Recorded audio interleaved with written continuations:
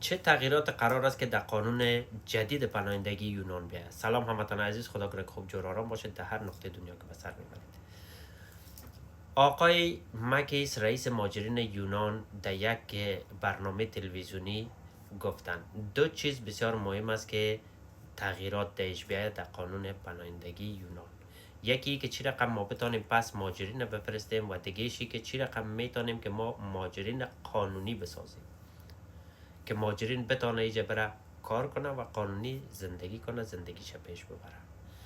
و همچنان اینا اشاره کردن در این گپ که این کار که ما چی رقم پس بتانیم برگشت بتیم مهاجرینه کار بسیار دشوار است، چرا که هیچ از کشورهای سوم هیچ کدامش حاضر نیست که همکاری کنن و مهاجری را که قرار است میخوان دیپورت کنن اونا قبول کنن.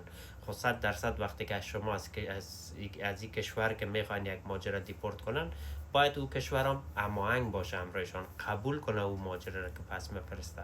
حالا مثلا افغانی را در افغانستان قبول میکنه پس نمیکنه، یا پاکستانی رو در پاکستان قبول میکنن نمیکنن. منظور از اینا از اینی کپا بود.